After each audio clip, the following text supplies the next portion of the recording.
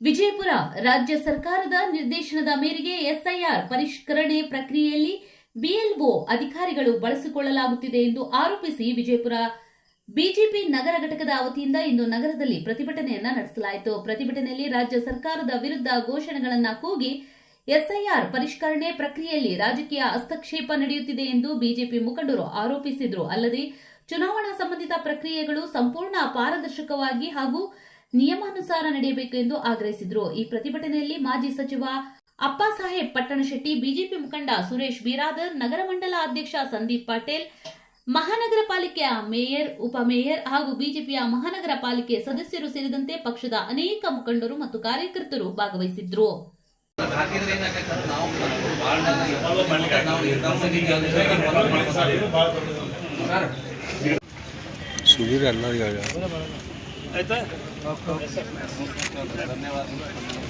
ಸರ್ಕಾರ ಎಸ್ಐಆರ್ ಅದು ಈಗ ಪರಿಷ್ಕರಣೆ ಆಗ್ತಾ ಇರುವಂಥದ್ದು, ಇದು ಜನರಿಗೆ ಗೊಂದಲ ಆಗ್ತಾ ಇಲ್ವಾ? ಅಂದ್ರೆ ಕಡಿಮೆ ಸಮಯದಲ್ಲಿ ಈಗಾಗಲೇ ಈ ಒಂದು ಎಸ್ಐಆರ್ ಪ್ರಕ್ರಿಯೆ ಪ್ರಾರಂಭ ಆಗಿದೆ. ಆದರೆ ಪ್ರಾರಂಭದ ಹಂತದೊಳಗನೆ ನೀವು ಹೇಳ್ದಂಗೆ ಈ ಒಂದು ಗೊಂದಲ ಸೃಷ್ಟಿಯಾಗಿದೆ ಅನ್ನೋದರಲ್ಲಿ ಎರಡು ಮಾತಿಲ್ಲ. ಯಾಕಂದರೆ ನಮಗನಿಸ್ತದೆ ಆ BLO ಯಾರನ್ನ ಸರ್ಕಾರ ನೇಮಕ ಮಾಡಿದೆ, ಸರಿಯಾದಂತಹ ಅವರಿಗೆ ಒಂದು ತರಬೇತಿಯನ್ನು ಕೂಡ ಕೊಟ್ಟಿಲ್ಲ ಇವರು. ಹೀಗಾಗಿ ಏನಾಗ್ತಾ ಇದೆ ಅಂತಂದರೆ ಮನೆಗೆ ಹೋಗಿ ಆ ಫಾರ್ಮ್ಗಳನ್ನು ಕೊಟ್ಟು ಅವರಿಗೆ ಅವರು ಪ್ರತಿ ಮನೆಗೆ 3 ಸಲ ವಿಸಿಟ್ ಕೊಟ್ಟು ಅವರಿಗೆ ಯಾವ ರೀತಿಯಾಗಿ ತುಂಬಬೇಕು ಅನ್ನೋದನ್ನು ಹೇಳಿ ಮತ್ತೆ 2ನೇ ಬಾರಿ 3ನೇ ಬಾರಿ ಆ ಫಾರ್ಮ್ಗಳನ್ನು ತೊಗೊಂಡು ಬರಬೇಕು ಅವರು. ಬಟ್ ಅವ್ರಿಗೆ ಏನಾಗಿದೆ, ಈಗ BLOಗಳಿಗೇ ಯಾವ ರೀತಿ ಫಾರ್ಮ್ ತುಂಬಬೇಕು ಅನ್ನೋದೇ ಗೊತ್ತಾಗ್ತಾ ಇಲ್ಲ, ಸ್ಪಷ್ಟತೆನೇ ಇಲ್ಲ ಅವರಿಗೆ. ಹೀಗಾಗಿ ಏನು ಮಾಡ್ತಾ ಇದ್ದಾರೆ, ಎಲ್ಲೆಲ್ಲಿ ದೇವಾಲಯಗಳಿರ್ತವೆ, ಮಸೀದಿಗಳಿರ್ತವೆ, ಕಲ್ಯಾಣ ಮಂಟಪಗಳಲ್ಲಿ ಅಥವಾ ಶಾಲೆಗಳಲ್ಲಿ ಕುತ್ಕೊಂಡು ನೀವೇ ಇಲ್ಲಿ ಬಂದು ಫಾರ್ಮನ್ನು ತೆಗೆದುಕೊಂಡು ಹೋಗ್ರಿ ಅಂತಕ್ಕಂತಹ ಮಾತುಗಳನ್ನು ಆಡ್ತಾ ಇದ್ದಾರೆ.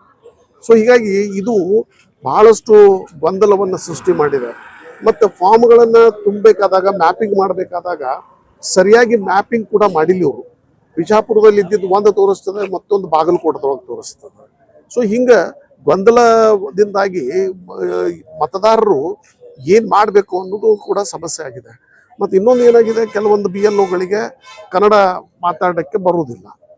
ಅಂಥವ್ರನ್ನ ಎಲ್ಲಿ ಅವ್ರನ್ನ ಬಳಕೆ ಮಾಡ್ಕೋಬೇಕು ಅಂಥ ಸ್ಥಾನಕ್ಕೆ ಅವ್ರನ್ನ ಕಳಿಸ್ಬೋದು. ಈಗ ಫಾರ್ ಎಕ್ಸಾಂಪಲ್ ಈಗ ಉರ್ದು ಟೀಚರ್ಸ್ ಇರ್ತಾರೆ, ಅವ್ರಿಗೆ ಕನ್ನಡ ಬರೋದಿಲ್ಲ.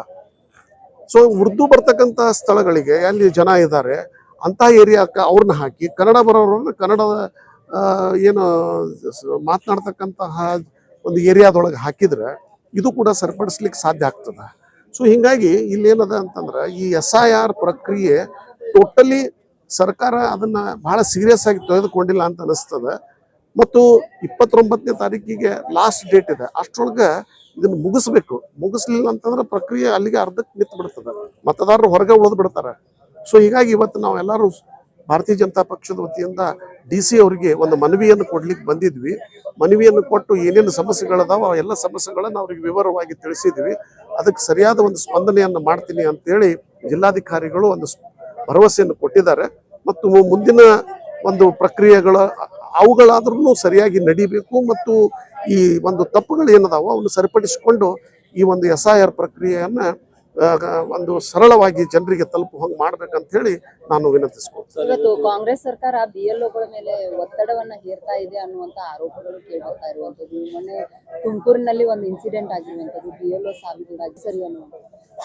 ಇವತ್ತು ಏನಾಗ್ತಾ ಇದೆ ಅಂತಂದ್ರೆ ಸರ್ಕಾರ BLOಗಳ ಮೇಲೆ ಒತ್ತಡ ಇದ್ದೇ ಇದೆ. ಯಾಕಂದ್ರೆ ಅವ್ರಿಗೆ ಏನ್ ಮಾಡಿದ್ದಾರೆ, ಈ ಒಂದು SIR ಜೊತೆಗೇನೆ ಅವರು ಮತ್ತೆ ಶಾಲೆಗಳಿಗೆ ಹೋಗಿ ಅಥವಾ ತಮ್ಮ ಒಂದು ಇಲಾಖೆಗಳಿಗೆ ಹೋಗಿ ಅವರು ನೌಕರಿನೂ ಕೂಡ ಮಾಡಬೇಕು.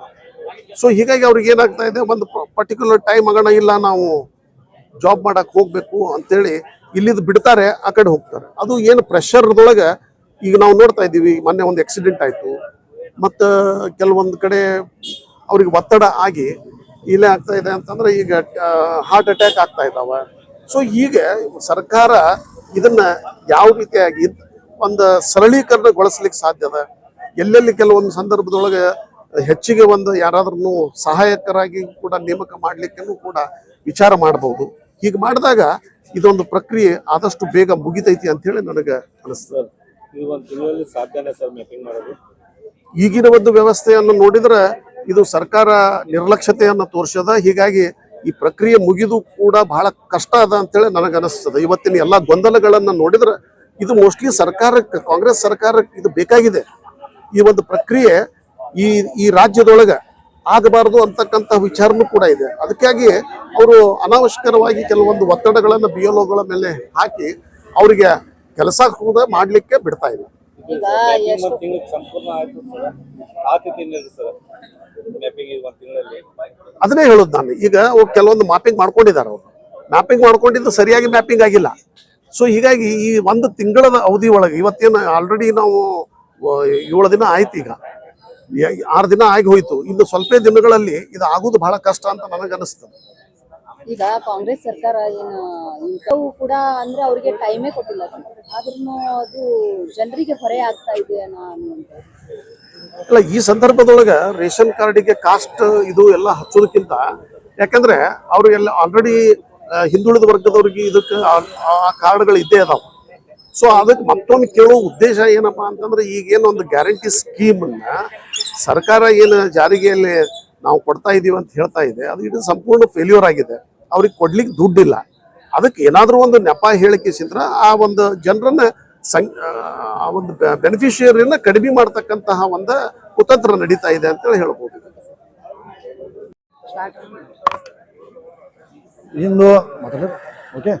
ಇಂದು ಭಾರತೀಯ ಜನತಾ ಪಾರ್ಟಿ ವತಿಯಿಂದ ಮಾನ್ಯ ಜಿಲ್ಲಾಧಿಕಾರಿಗೆ ನಾವೆಲ್ಲ ಸಮಸ್ತ ಎಲ್ಲ ಪದಾಧಿಕಾರಿಗಳು ಎಲ್ಲ ಕಾರ್ಯಕರ್ತರು ಕುಡಿಸಿ ಮನವಿಯನ್ನು ಕೊಟ್ಟಿದ್ದೀವಿ.